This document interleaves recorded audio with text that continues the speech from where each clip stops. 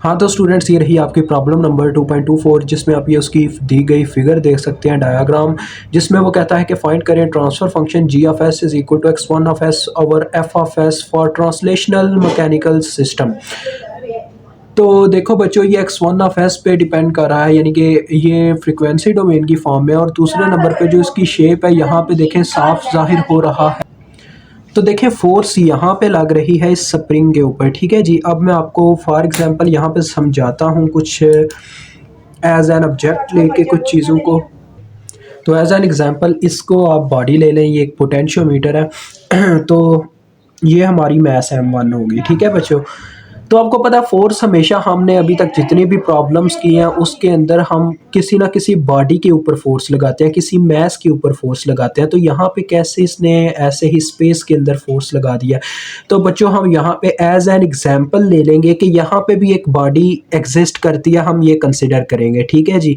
यहाँ पे भी एक बॉडी एग्जिस्ट करती है, लेकिन हम कहेंगे कि उसका जो मैस है वो 0 kg है, यानी कि उसका जो मैस है वो है ही नहीं, एग्जिस्ट ही नहीं करता, ठीक है। तो लिहाजा ये जो आपको नज़र आ रहा है, अब ये हमारी बॉडी है ना, देखें इसके ऊपर आप फोर्स लगेगी। जैसा मैंने आपको बताया कि बॉडी के ऊपर हमेशा फोर्स लगाई जाती है, डेट्स वाई हमें बॉडी को हमेशा खुद से कंसिडर करना पड़ता है। तो this is our second body, ठीक है, सेकंड मैस। तो यहाँ पे अब देखें, ये सेकंड मैस है, ये फर्स्ट मैस है, इसके ऊपर जो डिस्टेंस है वो x1t मेंशन है। तो इस दूसरे मैस के ऊपर क्या हमारा होगा बच्चों, यहाँ पे डिस्टेंस वो होगा x2t। तो ये शेप में जिस चीज़ की कमी है वो मैं यहाँ पे अब मेंशन किए दे रहा हूँ।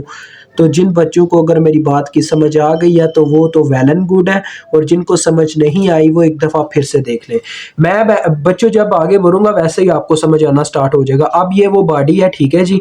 अब देखें ये फोर्स है, ये कह रहा है कि इसको फोर्स लगाई जाती है और इसको इस साइड पे खींचना स्टार्ट किया जाता है, यानी इसको इधर मैं ले आता हूँ। जब मैंने इसको इस साइड पे खींचना स्टार्ट किया तो क्या हुआ, इस बॉडी के खींचे जाने से ये जो स्प्रिंग है इसके ऊपर एक फोर्स लगी। इस स्प्रिंग ने क्या किया, इस स्प्रिंग ने अपने आप को एक्सपेंड किया, मतलब इसने एक फोर्स को स्टोर करके फिर आगे जाके उसके ऊपर अप्लाई कर दिया नेक्स्ट बॉडी पे। नेक्स्ट बॉडी क्या है, सेकंड पोटेंशियोमीटर, यानी कि मैस m1, ये वाला पोटेंशियोमीटर। तो इसके ऊपर जब फोर्स लगी तो ये भी बच्चों इस तरह से आगे क्या हुआ, खींचा गया, ठीक है जी, यानी इसके ऊपर भी कुछ फोर्स फील की गई। उसके बाद बात आती है इसकी, तो ये हमारे पास है अपना क्या नाम है, इसको कहते हैं अपना डैम्पर। डैम्पर के ऊपर भी इसने कुछ ना कुछ फोर्स अप्लाई की, तो सब ने कुछ ना कुछ फोर्स अप्लाई किया। अब बच्चों हम चाहें तो किसी भी तरीके से इक्वेशंस लिख सकते हैं। एक तो मैंने आपको तरीका सिखाया हुआ है थ्रू इंस्पेक्शन मेथड, यानी कि जो हम किसी कह लें अंदाजे से लिखते होते हैं, एक वो मेथड होता है। एक होता है डायग्राम ड्रा करके जो फोर्स अप्लाई हो रही है वो लिखे, और जो रिप्लाई के तौर पे यानी कि रिएक्शन के तौर पे फोर्सेस लग रही हैं वो मेंशन करके हम फिर इक्वेशन लिखते होते हैं। तो हम यहाँ पे एक चले आपके लिए by diagram, free space diagram के थ्रू आपको यहाँ पे बताते हैं। ये देखो बच्चों, मैं यहाँ पे आपके सामने मैस m1 ड्रा कर रहा हूँ, ठीक है, ये मैस m1 है, ठीक है। तो आपके सामने देखो बच्चों, मैस m1 पे फोर्स किसने लगाई है, मैस m1 पे, मैस m1 पे जो फोर्स लगा रहा है वो है हमारा ये स्प्रिंग। ये स्प्रिंग कैसे इसके ऊपर फोर्स लगा रहा है, जैसे मैंने बताया कि जब इसने यानी कि इस बॉडी को, ये जो फ्री स्पेस यानी एग्जिस्ट ही नहीं करती, इसको जब यहाँ से फोर्स लगी, इस वायर को हमने खींचा तो स्प्रिंग खींचा गया, तो इसी स्प्रिंग ने इस बॉडी को खींचा, यानी स्प्रिंग ने इस बॉडी के ऊपर फोर्स लगाई, अप्लाई की। This is called applied force. तो अप्लाइड फोर्स को हमेशा मैंने आपको बोला था, कोशिश कीजिएगा आपको ये चीज़ याद रखने के लिए कि उसका एरो आपने मैंशन करना है बच्चों, राइट साइड पे उसका हेड होना चाहिए, ठीक है, लेफ्ट टू राइट साइड। ये तो मेंशन कर दो, क्या नाम है, के है ना, तो के, और साथ में इनटू आ जाएगा हमारे पास बच्चों x2 माइनस x1।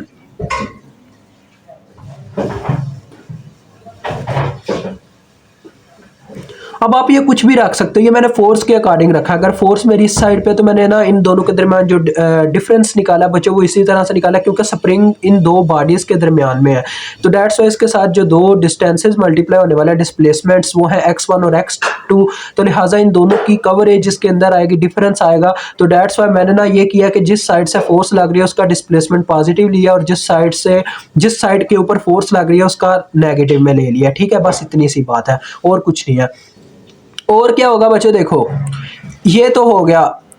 इसके बाद इस मैस के ऊपर M1 के ऊपर और कौन फोर्स लगा रहा है, ये जो मैस है हमारा, और कोई चीज फोर्स नहीं लगा रही, बाकी सारी चीजें आप फोर्स और कोई चीज इसके ऊपर फोर्स अप्लाई नहीं कर रही। अब सारी जो चीजें हैं वो इसके ऊपर रिपल्शन के तौर पे फोर्स लगाने वाली है, रिएक्शन के तौर पे। देखें कौन कौन सा, एक तो डैम्पर होगा, डैम्पर इसके ऊपर फोर्स लगाएगा, तो उसको हम किस साइड पे मेंशन करेंगे, इस साइड से। ठीक है, यानी कि आपने इसको लेफ्ट साइड पे मेंशन करना है। तो डैम्पर इसके ऊपर फोर्स लगाएगा। आप देखो डैम्पर एक साइड पे है, तो इसके केस में सिर्फ x1 आएगा। तो देखो डैम्पर का आपको पता है इक्वेशन क्या होता है, FV1 यानी कि उसकी dampness multiply by derivative of displacement. Derivative of displacement आएगा यानी कि x1 का प्राइम, ये आ जाएगा। और क्या होगा बच्चों, एक तो मैस के ऊपर जो ग्रेविटी इफेक्ट कर रही है, मैस ग्रेविटी के तौर पे भी यहाँ पे अपना एक किरदार निभाएगा रिपल्शन फोर्स में। ठीक है, तो वो भी एक चीज आ जाएगी MA के फार्मूले से, यानी कि M मीन्स के मैस, साथ में डबल डेरिवेटिव ऑफ डिस्प्लेसमेंट को कहते हैं हम एक्सेलरेशन। तो ये आ गया। अब आप इसकी इजीली इक्वेशन लिख सकते हैं। ठीक है जी, तो चले आए इसकी इक्वेशन लिखते हैं मैस की, फॉर मैस M1।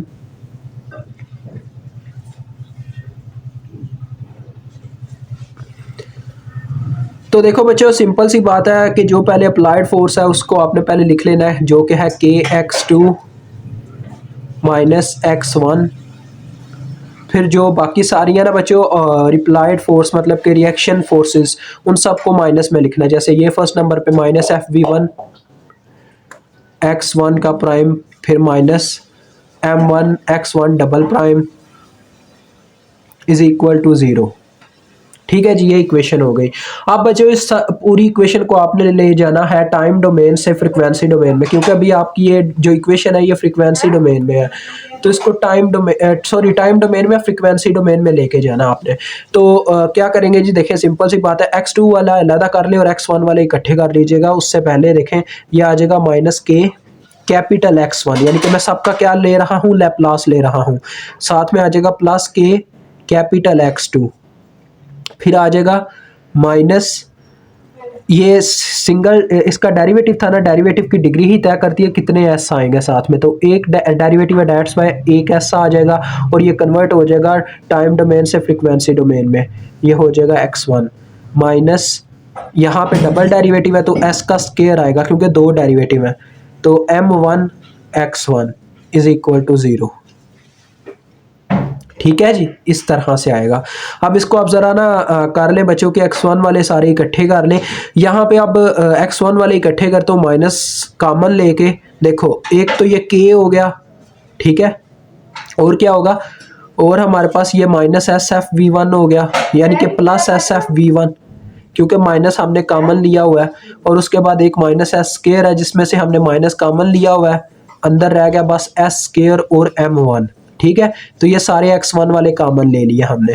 अब पीछे ये x2 वाला रहता है, इसको ऐसे साथ में लिख दें कि x2 is equal to 0। This is your equation number 1। अब इक्वेशन नंबर 2 हम निकालेंगे थ्रू दिस पॉइंट, क्योंकि यही एक पॉइंट है बच्चों जो रह गया पीछे। अब देखो इसके नतीजे में मैं आपको बताता हूँ, कोई शेप ड्रा करने की जरूरत नहीं है बच्चों। यहाँ पे सिर्फ दो फोर्सेज आपको नजर आएंगे, मद्देनजर आपके यहाँ दो ही फोर्सेज है, मैं आपको बताता हूँ कौन कौन सी।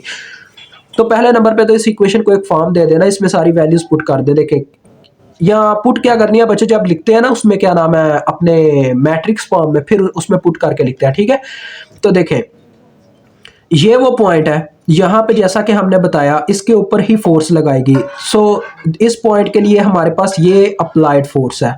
ठीक है। अब इस पे फोर्स लगने की वजह से स्प्रिंग पहले एक्सपैंड हुआ था, उसने इस बॉडी को खींचा था, इस बॉडी ने इस डैम्पर को खींचा, इस डैम्पर ने कुछ फोर्स से डिस्टॉर्शन में एनर्जी ज़ाया की, और फिर इसने रिपल्शन मतलब कि रिपेल करना स्टार्ट किया, मतलब कि रिएक्शन देना स्टार्ट किया। इसने क्या किया, इसने इसको इफेक्ट किया, इस बॉडी ने फिर से इस स्प्रिंग को इफेक्ट किया, इस स्प्रिंग ने अपनी जगह पे वापस आने के लिए कंप्रेस होना स्टार्ट किया। कंप्रेस होने से क्या हुआ, इस बॉडी पे इसने क्या किया, रिएक्शन दिया, यानी कि ये अब क्या करेगा, इस बॉडी पे रिएक्ट करेगा और ये एक्ट कर रहा है। ये एक्शन फोर्स है, ये रिएक्शन फोर्स है।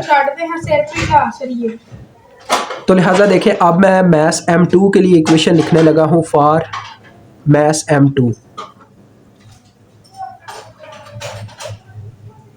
ठीक है बच्चों, ये एग्जिस्ट नहीं करता क्योंकि इसका मास 0 kg है, लेकिन आपको ये पता होना चाहिए ये कहाँ पे मतलब कि हम इसको कंसिडर कर रहे हैं, क्योंकि कभी ऐसा नहीं होगा यार कि फोर्स आप वैसे ही स्पेस में लगा दो, आपने कोई ना कोई बॉडी लाजमी उसके अंदाजन में रख लेनी है अपने जहन में, क्योंकि वैसे आप गलती कर जाओगे, आपकी इक्वेशन वो नहीं आएगी जो आप चाहते हैं। ठीक है, आप मेरी प्रीवियस वीडियो भी देख लीजिएगा, मैं भी ये मिस्टेक करके एक वीडियो बना चुका हुआ हूँ, लेकिन मैंने उसको सही करने के लिए आपके फ़ायदे के लिए एक दफ़ा फिर से वीडियो बना रहा हूँ।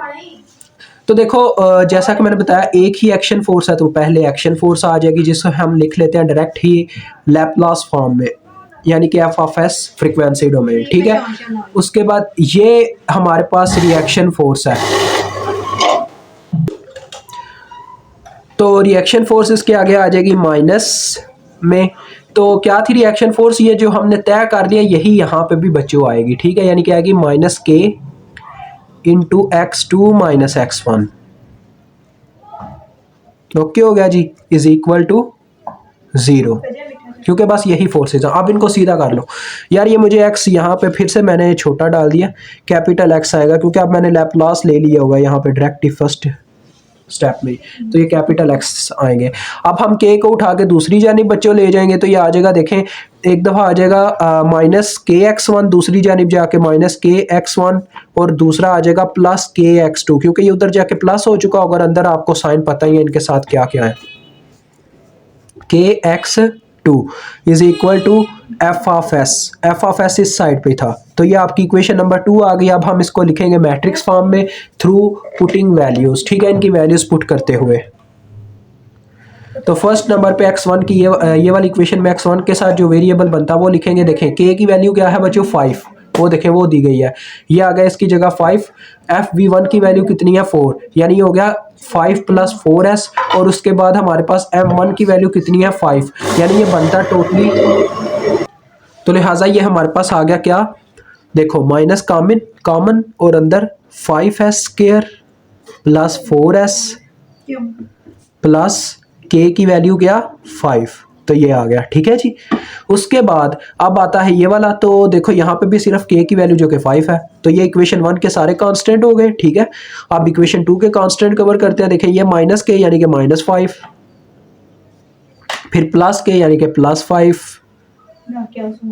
अब साथ में इनके वेरिएबल्स कॉलम वाइज आएंगे x1 और x2, और आगे आ जाएगा हमारे पास इज इक्वल टू वाले नंबर्स जो कि फर्स्ट इक्वेशन में 0 है और सेकंड इक्वेशन में एफ ऑफ एस है। तो हमने बच्चों क्या निकालना था, हमने निकालना था x1s over F of S. अगर हमें x1 मालूम हो जाए तो हम ये फॉर्म बना सकते हैं, तो डेट्स वाई हम पहले क्या करेंगे, कोशिश करेंगे कि x1 को फाइंड आउट करने की कोशिश करेंगे थ्रू अपना क्या कहते हैं यार उसको, क्रैमर रूल। तो क्रैमर रूल लगा के देखते हैं यहाँ पे किस तरह से हमारे काम आता है। तो देखें x1 निकालना बच्चों, तो क्रैमर रूल कहता है जिस वेरिएबल को आप निकालना चाहते हैं ऊपर उसका आपने डिटर्मिनेंट रखना है बटे में। देखें मैं आपको बताता हूँ, x1 ऑफ s का डिटर्मिनेंट ओवर सिंपल डिटर्मिनेंट। ठीक है जी, ओवरऑल आपका जो मैट्रिक्स है ना उसका डिटर्मिनेंट कहते होते हैं, ये फार्मूला होता है। तो ये फार्मूला आपको अप्लाई करके दिखाऊंगा। पहले तो मैं इसका डिटर्मिनेंट लेके दिखा दूं कि x1 का सेट क्या है, मैं आपको ये पहले समझाता हूँ। ये देखें डिटर्मिनेंट वैसे ऐसे भी आप मेंशन कर सकते थे, सिर्फ इतना बस ऐसे लिख देते ये भी ठीक था। तो देखें बच्चों ये जो बच्चे कहते होते हैं ये सर सेट कहाँ से लाएंगे, कई बच्चों को नहीं पता होता, बार बार यही मुझे बताना पड़ता है। अब x1 देखो ये पहले नंबर पे है ना बच्चों, ये जिस नंबर पे होगा वो वाला कॉलम जो है ना वो इज इक्वल टू वाले कॉलम से रिप्लेस करेंगे तो आपको वो सेट मिल जाएगा जिससे आप उस सेट का डिटर्मिनेंट निकालना चाहते हो। अब देखो x1 पहले नंबर पे यानी कि पहले कॉलम को हमने इज इक्वल टू वाले नंबर से रिप्लेस कर देना है, तो ये आगे देखो 0 और एफ ऑफ एस पहला कॉलम रिप्लेस हो गया, ठीक है, और दूसरा कॉलम एज इट एज आ गया। तो ये सेट है आपका डेल्टा x1 एफ एस का। अगर x2 होता ना तो आप दूसरे कॉलम को इससे रिप्लेस करते, ठीक है, ये तरीकाकार होता है। अब देखो आपको पता है पहले इन दोनों को मल्टीप्लाई करना है, तो ये 0 दे रहा है, सेंटर में होता है माइनस, फिर इन दोनों का मल्टीप्लीकेशन होता है, तो ये आ जाएगा -5 एफ ऑफ एस, ठीक है जी। अब आती है बारी simple determinant. Simple determinant means ये जो सेट आपको दिया गया था इसी का सिंपल डिटर्मिनेंट लेना है। तो ये बच्चों आपके सामने ही है, आपको पता है साफ साफ कि पहले इन दोनों ने मल्टीप्लाई होना है, तो मुझे यार ये ड्रा करने की ज़रूरत नहीं है ना डिटर्मिनेंट सेट, तो मैं डायरेक्ट वहीं से बता रहा हूँ। देखो ये 5 पहले इनसे मल्टीप्लाई होगा तो क्या आएगा -5 into 5s² plus 4s plus 5, ठीक है जी। और आपको पता है सेंटर में फिर माइनस आता है और फिर ये दोनों मल्टीप्लाई होता है, तो देखो ये -5 5 से मल्टीप्लाई होके -25 देगा, माइनस माइनस प्लस होके +25 हो जाएगा, ठीक है, तो ये आ गया। अब इसको सॉल्व कर ले तो देखो ये आ रहा है -25s² -20s -25 और बाहर +25 है, तो ये दोनों कैंसिल हो गए, तो ये आपके पास आ गया। अब इसको उठा के पुट कर दे और आपको देखें x1 ऑफ s मिल गया। x1 ऑफ s इज इक्वल टू, अब देखो वहां पे मैं वैल्यू पुट करता हूँ, ये देखो बच्चों -5 साथ में हाफ ऑफ s और बटे में ये वाली वैल्यू, इन दोनों में से देखो बच्चों -5 कॉमन आ सकता है, तो -5 मैंने कॉमन ले लिया, अंदर क्या रह गया यहाँ पे 5s² और यहाँ पे +4, ये इससे कट गया और एफ ऑफ एस को उसके बटे में ले जाए। रोज़ा अफ्तारी का टाइम हो गया मेरे लिए, तो अभी तक के लिए इतना ही। देखें आपका आंसर आ गया। खुदा हाफिज़। 1/5s² + 4, ठीक है बच्चों, तो दुआ कर दीजिएगा अपने इस उस्ताद के लिए।